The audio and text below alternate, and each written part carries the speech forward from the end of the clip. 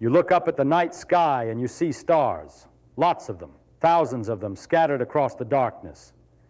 And between the stars, there's nothing, just black, empty space, dark. And that seems perfectly normal, doesn't it? Of course, the night sky is dark. That's what night means, dark. But here's something that should bother you, really bother you. If you think about it carefully, the night sky shouldn't be dark at all. It should be blazing with light, bright as day, brighter even. Let me show you why.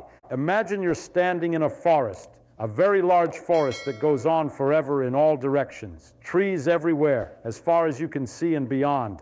Now, when you look out into this forest, what do you see? Well, nearby you might see some gaps between the trees, patches of open space. But as you look further and further away, those gaps get smaller. More and more trees fill in the background. And if the forest truly goes on forever, then eventually, no matter which direction you look, your line of sight will hit a tree, every single direction, no gaps. The distant trees might look dim because they're far away, but there are so many more of them.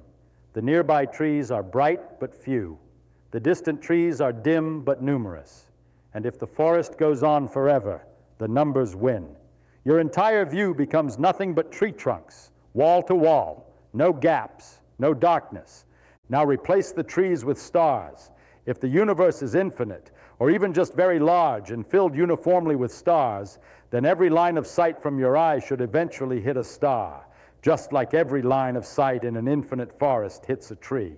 Near stars, very far stars, they're all out there. And if that's true, the entire sky should be covered with stars, not scattered points of light separated by darkness, a continuous blaze. Every direction you look, starlight. But that's not what we see. We see darkness with stars sprinkled in it. Why? This puzzle has a name, Olbers Paradox, named after a German astronomer, Heinrich Olbers, who wrote about it in 1823.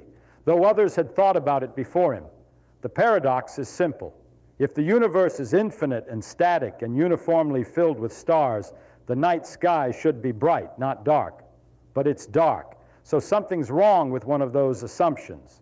Let's think about this more carefully. Suppose you divide the universe into shells around the Earth, like layers of an onion. The first shell is nearby, maybe a few light years away. The second shell is further out, then another shell beyond that, and so on.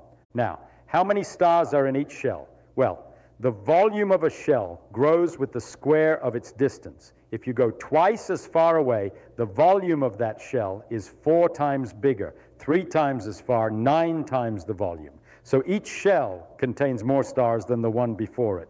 But wait, the light from stars gets dimmer with distance. The brightness falls off with the square of the distance, too. A star twice as far away looks 4 times dimmer. 3 times as far, 9 times dimmer. So each individual star in a distant shell is dimmer, but there are more stars in that shell. And these two effects exactly cancel out. The total light contributed by each shell is the same, no matter how far away it is. So if you have infinitely many shells, each contributing the same amount of light, you get infinite brightness. The whole sky should glow uniformly, bright as the surface of the sun, everywhere.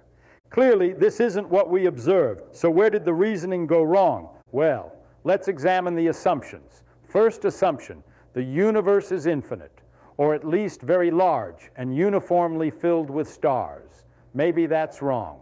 Maybe the universe has an edge. Maybe if you go far enough, there are no more stars. Then the shells would stop contributing light eventually, and the total brightness would be finite.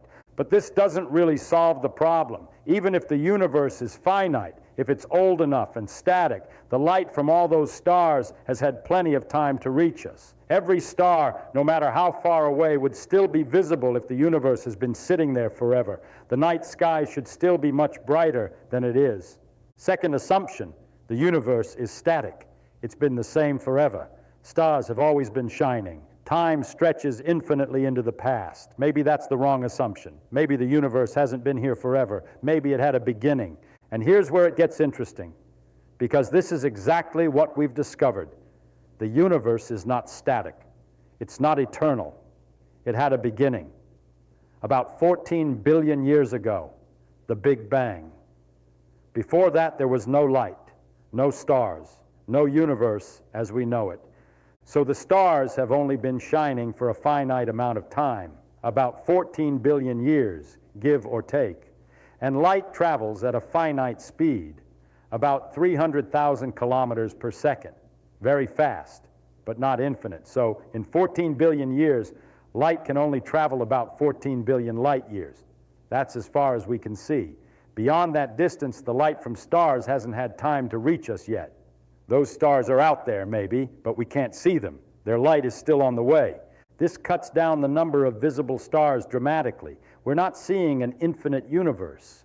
We're seeing a sphere with a radius of about 14 billion light years, the observable universe, finite, limited. And that's not bright enough to light up the whole sky. But there's more. The universe isn't just old. It's also expanding. Space itself is stretching. Galaxies are moving away from each other, not because they're flying through space, but because space itself is getting bigger.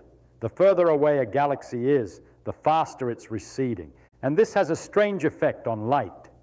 When a source of light is moving away from you, the light gets stretched. The wavelengths get longer. This is called redshift. And the faster the source is moving away, the more the light gets stretched. For very distant galaxies, the light gets stretched so much that it shifts out of the visible range entirely. Stars that should be shining brightly in visible light are redshifted into the infrared, or even further, radio waves. We can't see them with our eyes at all, so even the stars we can theoretically see. The ones within the observable universe, many of them are so redshifted that they don't contribute visible light to the night sky. Their light has been stretched into invisibility. There's another factor, too. Stars don't last forever. They're born, they shine for a while, and they die. The universe is only 14 billion years old. That's not enough time for every possible location to have a star. Stars form in clouds of gas. Those clouds take time to collapse. Stars take time to ignite. And many regions of space have never formed stars at all. They're just empty, truly empty. No stars, no light. And even the stars that do exist, they're grouped into galaxies. Galaxies are separated by vast stretches of intergalactic space, mostly empty. A few stray atoms here and there, but no stars. So when you look up at the night sky, much of what you're seeing is genuinely empty space, dark because there's nothing there to emit light. Put it all together. The universe has a finite age. Light has only had a finite time to travel. The universe is expanding, redshifting distant light out of the visible range. Stars don't fill space uniformly. They're clumped into galaxies with vast voids in between. And stars themselves are finite in number and lifetime. All of these factors combine to explain why the night sky is dark. Olbers' paradox isn't really a paradox at all. It's a clue that the universe is not infinite and eternal and static. It's finite in age, expanding and evolving. The darkness of the night sky tells us something profound. It tells us the universe had a beginning. It tells us space is expanding. It tells us we live in a dynamic, changing cosmos, not a static, eternal void. The darkness is evidence written across the sky every night.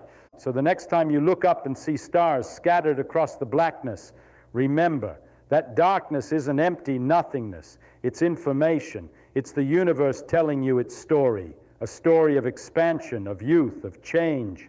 The night sky is dark because the universe is young, because light is slow, because space is vast and mostly empty. And that darkness, that beautiful, mysterious darkness, is one of the most important observations in all of astronomy. It's what led us to discover the Big Bang. It's what showed us the universe is expanding. It's what revealed the finite age of everything we see. Olbers Paradox, the question of why the night sky is dark when it should be bright. The answer changed everything we thought we knew about the cosmos. And it all started with a simple observation. A child could make it. You just have to look up and wonder, why is it dark?